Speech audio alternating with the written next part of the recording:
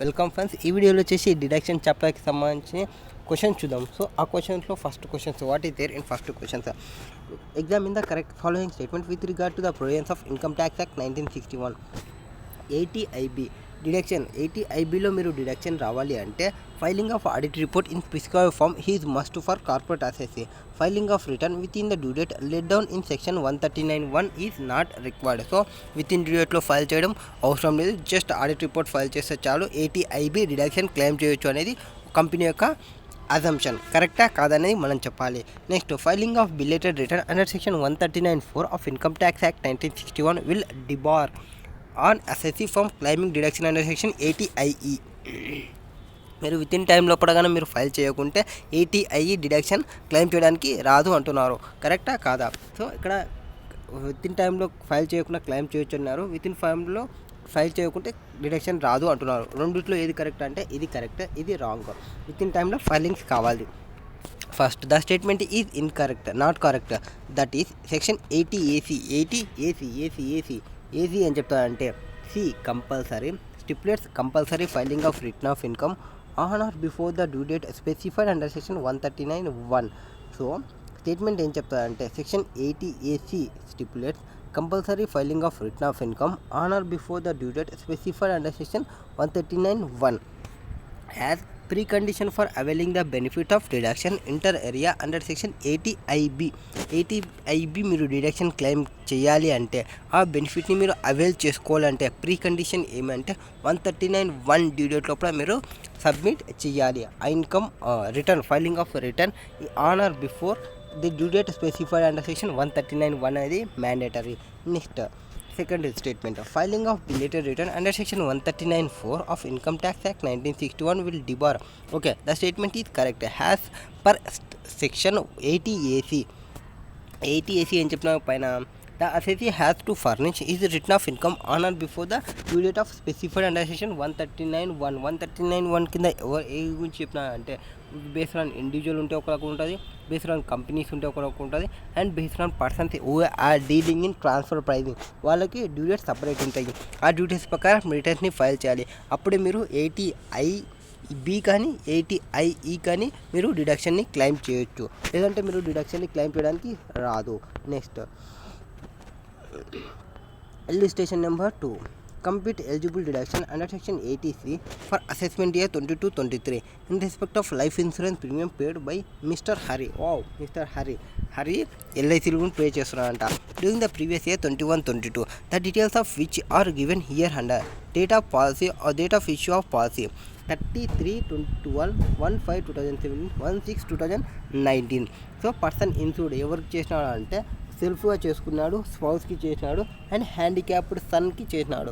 Section 80 disability person. Next, ఎంత assured, దాని యొక్క క్యాపిటల్ సమ్ అష్యూర్డ్ ఎంత అంటే 5 lakhs, 1 lakh 50, 4 lakhs, and insurance premium ఎంత అంటే 51,000, 20,000 అండ్ 80,000. ఓకే, మనకి ఈ ఇన్సూరెన్స్ ప్రీమియంస్లో ఎట్లుంటుంది అంటే ఆ ఇన్సూరెన్స్ ప్రీమియం అనేది 1/4/2012 దీనికి ఆఫ్టర్ ఉంటే, ఈ నుంచి ఆనర్ ఆఫ్టర్ ఉంటే, దట్ ఈస్ 31/3/2022కి తర్వాత ఉంటే 10% చూసుకోవాలి ఏదానిపైన, సమ్ అష్యూర్డ్ పైన. ఒకవేళ మీరు ఏమైనా డిజేబుల్ పర్సన్ అయితే 15% తీసుకోవాలి సమ్ అష్యూర్డ్ పైన. బిఫోర్ 31/3/2012 ఉంటే 20% తీసుకోవాలి సమ్ అష్యూర్డ్ పైన. అవి తీసుకొని అండ్ యాక్చువల్ అమౌంట్ ఏదైతే ఉంటుందో అది actual amount or percentage into sum assured whichever is lower తీసుకొని మనం డిడక్షన్కి ప్రొవైడ్ చేయాలి. సో 3 కేసెస్లో సెల్ఫ్కి, స్పౌస్కి, హ్యాండిక్యాప్డ్కి పే చేసినాడు. సమ్ అష్యూర్డ్ వచ్చేసి 5 lakhs, 1 lakh 50, 4 lakhs, and insurance premium paid వచ్చేసి 51, 20, 80,000, అండ్ ATC డిడక్షన్ వచ్చేసి 51, 15, 60,000. దట్ ఈస్ 20% దీని మీద, 10% దీనిపైన, 15% దీనిపైన వేసుకుంటే మీకు ఇంత అమౌంట్ వస్తుంది.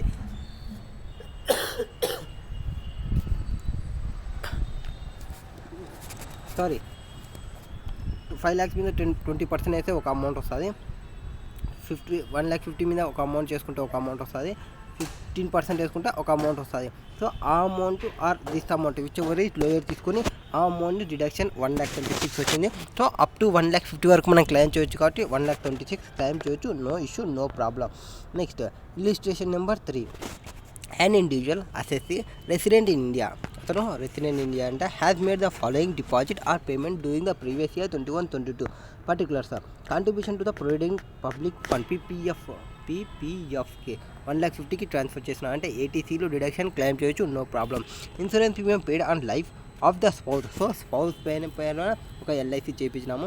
దాని యొక్క policy taken on 1/4/2017, that is 1/4/2012 after చేయించినాం కాబట్టి సమ్ అష్యూడ్ ఎంత ఉంది, 3 lakhs ఉంది. 3 lakhs ఇంటూ 10% తీసుకుంటే 30,000 అయితే 30,000 or 36,000 whichever is lower తీసుకుంటే 30,000 will be allowable deduction. So 30,000 plus 1,50,000 will be the 1,80,000. But ATC overall limit ఎంత వస్తుంది అంటే 1,50,000 మాత్రమే వస్తుంది. సో 1,50,000 వరకు మాత్రమే క్లెయిమ్ చేయొచ్చు, 1,50,000 టోటల్గా ఉన్నప్పటికీ. Next illustration number 4. Mr. Binu, aged about 40 years, has had lottery income of 1,30,000 gross amount. So lottery వచ్చినది 1,30,000 వచ్చింది ప్రీవియస్ ఇయర్ 21-22కి. ఈ has interest on fixed deposit 35,000. So రెండు అదర్ ఇన్కమ్కి సంబంధించినవి. ఈ invested an amount of 20,000 in public provident fund ATC deduction claim చేయొచ్చు.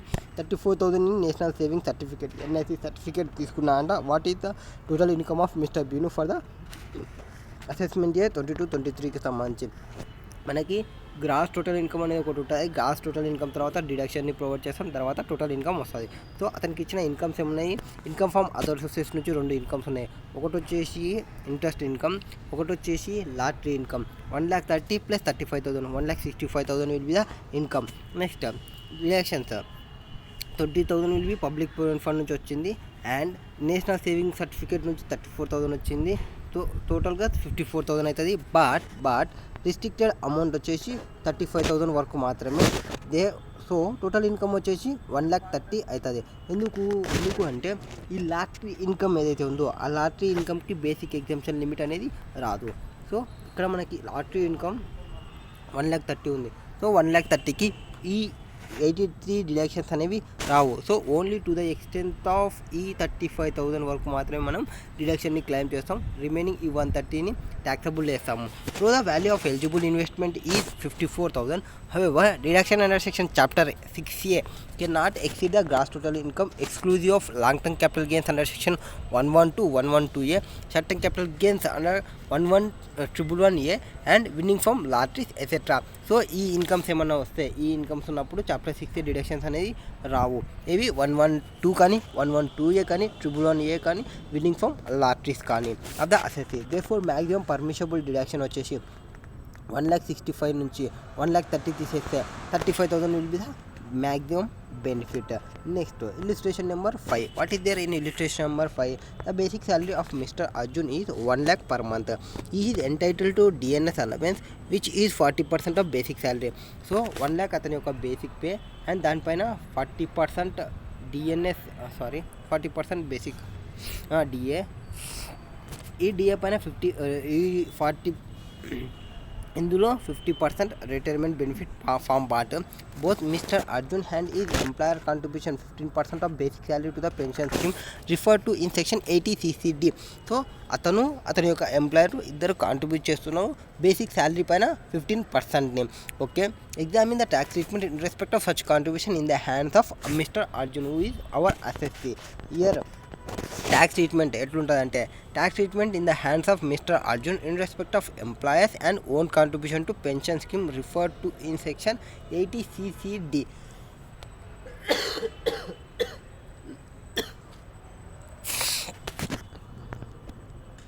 80CCDలో ఎట్లుంటుందంటే first employer contribution to such pension scheme would be treated as salary since it is specifically included in the definition of salary. So employer కాంట్రిబ్యూషన్కి ఏవైతే ఉందో to such pension scheme would be treated as శాలరీగా treat చేసుకుంటాము. తర్వాత salary since it is specifically include in the definition of salary. So ఏవేవి చెప్తాము salary అంటే salary plus DNS allowance తీసుకుంటాము.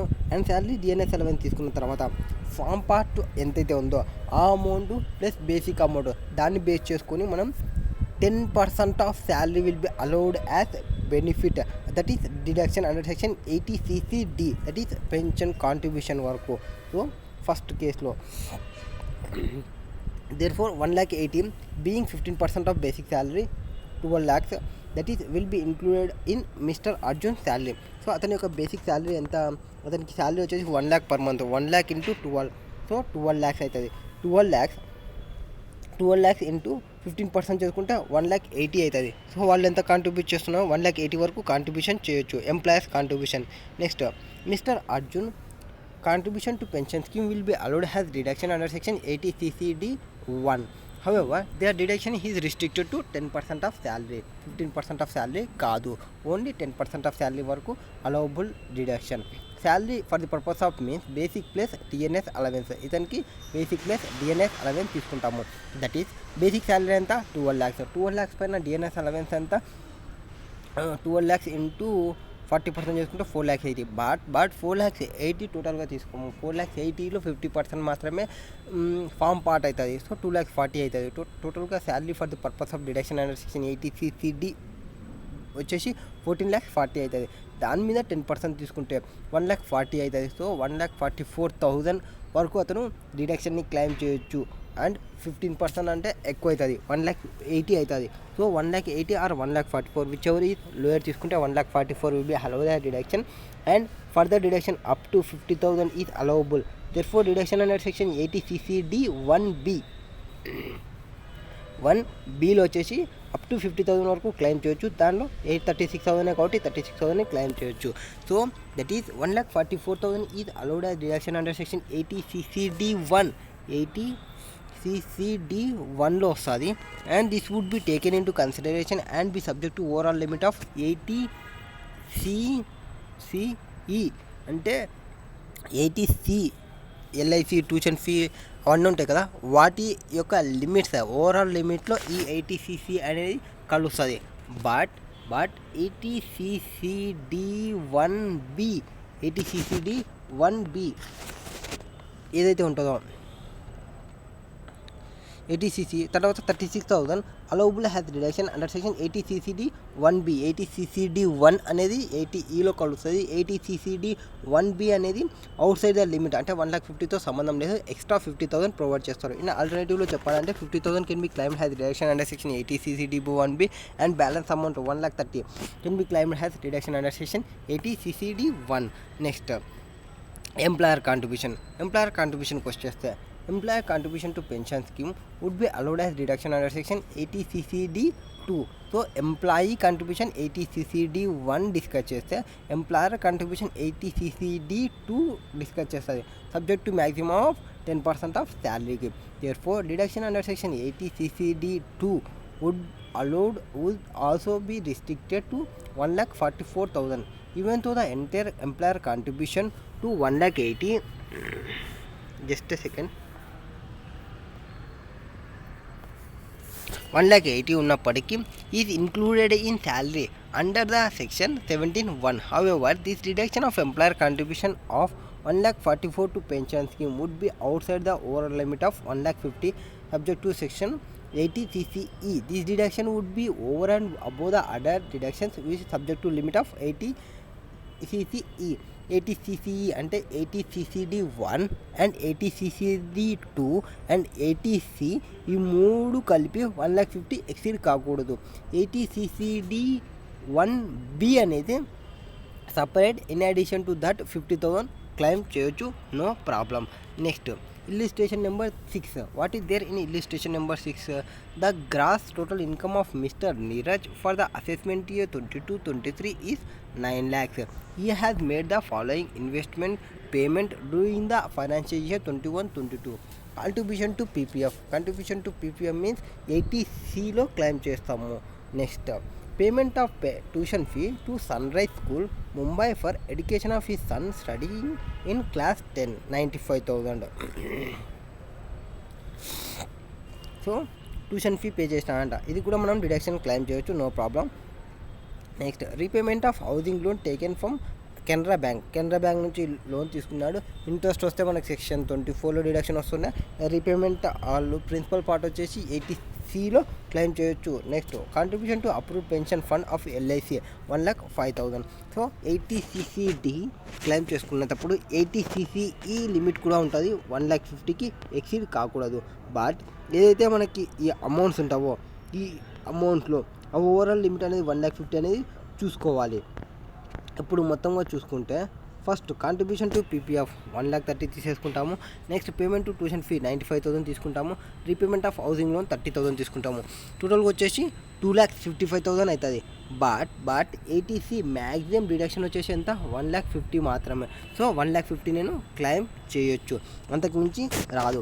But contribution to approved pension fund of LIC ఏదైతే ఉందో 1,05,000 ఉంది, అది 80CCCకి సంబంధించి. 80CCC కూడా ఈ 80CCE లిమిట్లోనే వస్తుంది. సో టోటల్గా 80CCEలో ఏమేమి వస్తాయి, 3 వస్తాయి. 80C ఒకటి, 80CCC ఒకటి,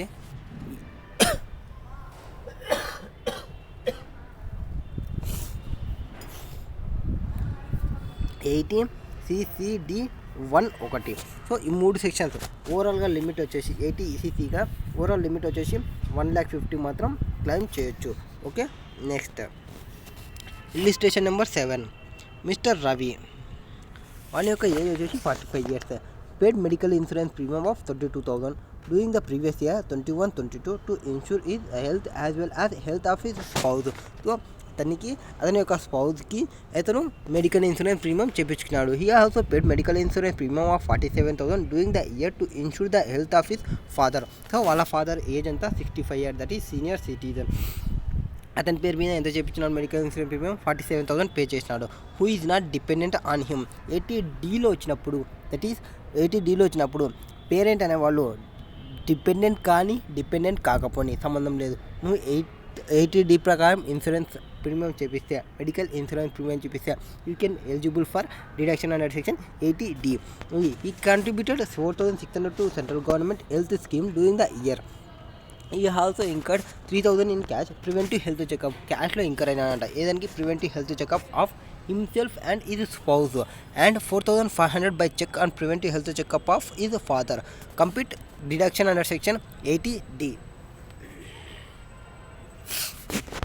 సో ఇక్కడ ఏం చెప్తారంటే ఫస్ట్ మనం డివైడ్ చేసుకోవాలి.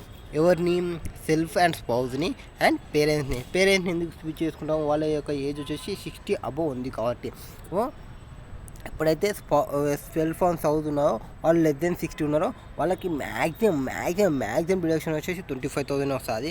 అండ్ వీళ్ళు ఎవరైతే పేరెంట్స్ ఉన్నారో, వాళ్ళ ఏజ్ సీనియర్ సిటిజన్ ఉంటారో, అంటే 60 years above ఉంటారో, వాళ్ళకి 50,000 డిడక్షన్ అనేది వస్తుంది, మ్యాక్సిమం డిడక్షన్ వచ్చేసి.